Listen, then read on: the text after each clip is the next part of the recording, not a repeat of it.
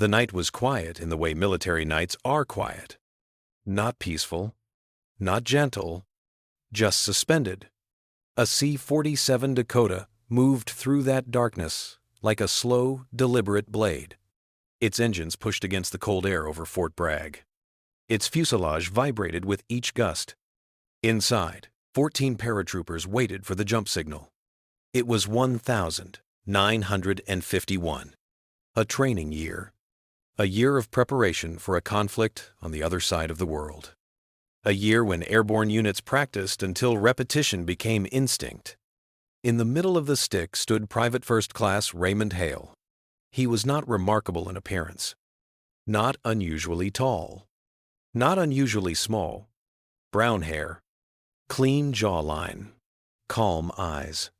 A man with the kind of presence that blends easily into formation. But on this night, he would become the center of a story that airborne instructors would struggle to explain for decades. The jump was scheduled as routine. Nighttime. Low altitude. 1,250 feet standard for tactical training. Enough height for a static line deployment. Not enough height for hesitation.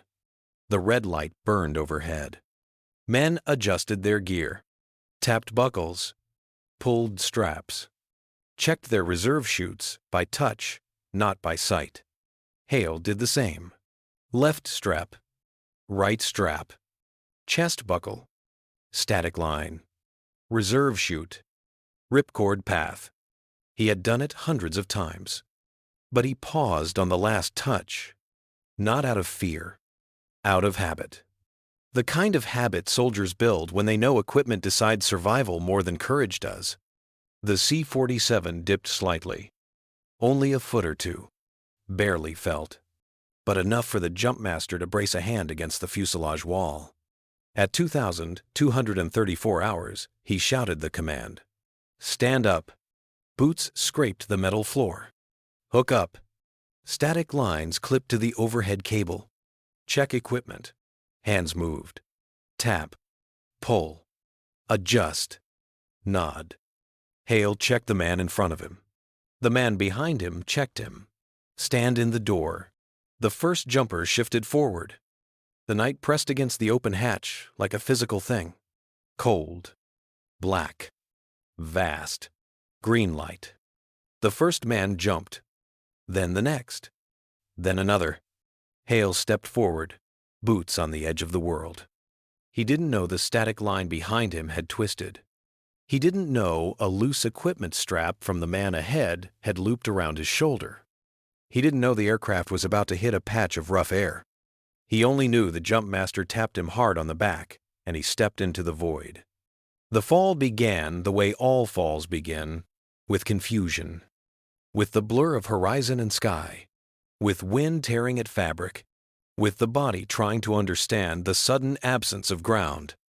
Hale waited for the familiar jolt, the snap of the parachute deploying, the pull on the harness, the shift from falling to drifting. It didn't come. His static line flailed above him like a loose whip. His main chute remained packed. His reserve chute was bent under his left arm, caught by a twisted strap. He tried to reach it, but wind pinned his arms back. His body spun. The C-47 shrank into a small rectangle of noise and light. The darkness below grew. 1,250 feet. 12 seconds of fall time. No more. In the first 3 seconds, he didn't think. Human beings rarely do when the ground rushes toward them. In the next 3 seconds, he tried to reach the reserve. He couldn't. In the final 6 seconds, he saw only the earth rising. Fast, dark, impossible to avoid. He hit the ground at more than 90 miles per hour. But he did not hit dirt. He hit trees. The drop zone was bordered by a patch of longleaf pine. Branches thick. Trunks heavy. Needles dense enough to break wind, but not break fall unless the angle was perfect. Hale's angle was perfect. His body struck the upper branches first. They bent, cracked, slowed him. He hit another layer.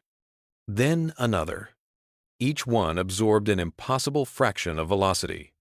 Finally, he slammed against the trunk and slid down, dropping the last 15 feet onto a bed of pine needles soaked with rain. Silence followed. Heavy. Absolute. He should have died. Every instructor who later read the report agreed. But when the search team found him, he was breathing. Barely. Shallow. Unsteady. But breathing. They carried him out on a litter. His uniform was torn. His ribs were crushed. His left leg twisted. His shoulder dislocated.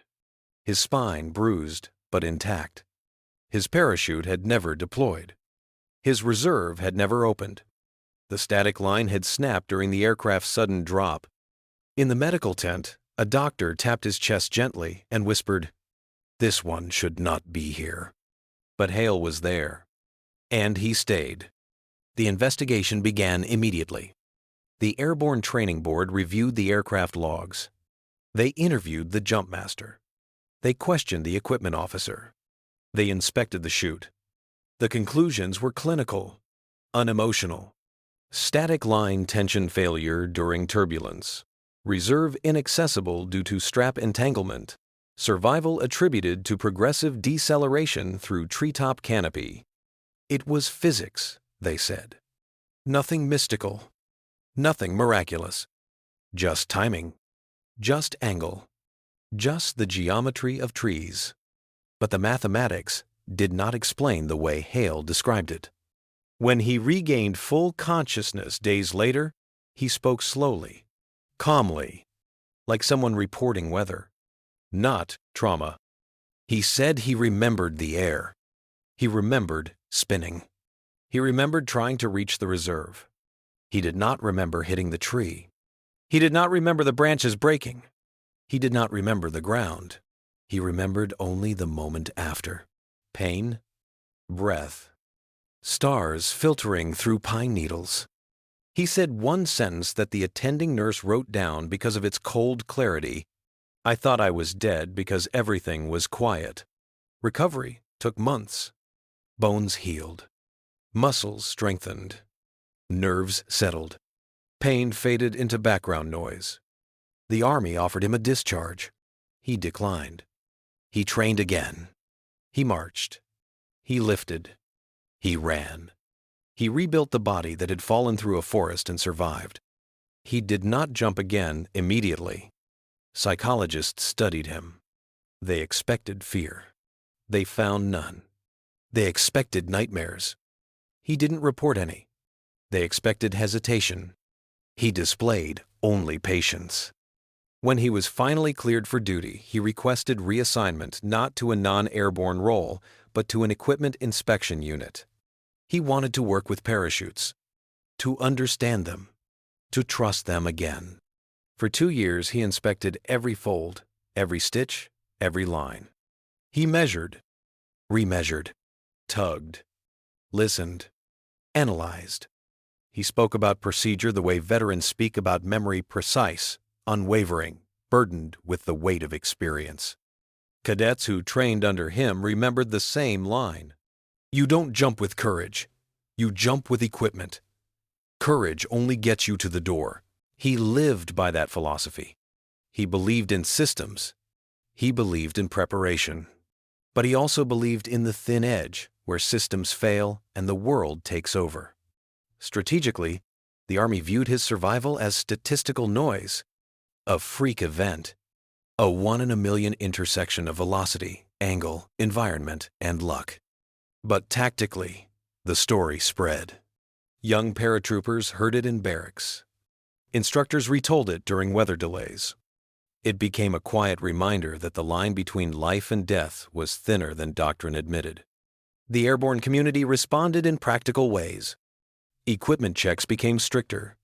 Static line design was updated. Door procedures were revised. Hale supported every change. He never argued, never glorified the fall, never treated it as destiny. He described it once to a fellow inspector. "I didn't survive because I was strong. I survived because branches broke before I did." That sentence circulated through airborne units for years. By 1957, Hale left the service. Not dramatically, not ceremonially, just quietly. He married, worked as a mechanic, raised children, lived simply. When asked about the incident decades later during a rare interview for a regimental history project, he spoke the same way he had spoken in the medical tent. Calm, sparse, direct. He said the fall changed only one thing: how I think about seconds. Seconds when the plane dipped. Seconds when the static line snapped. Seconds when the canopy never opened. Seconds when branches slowed him. Seconds when breath returned. He treated them not as miracles, not as fate, as moments, as facts, as data points in a life that continued because trees were tall and mud was soft. Historians evaluating the case today call it one of the most improbable survivals in airborne training history. Some debate the physics. Some question the altitude. Some propose alternative explanations: partial canopy deployment, body rotation, unseen terrain conditions. But the Army paperwork remains unchanged.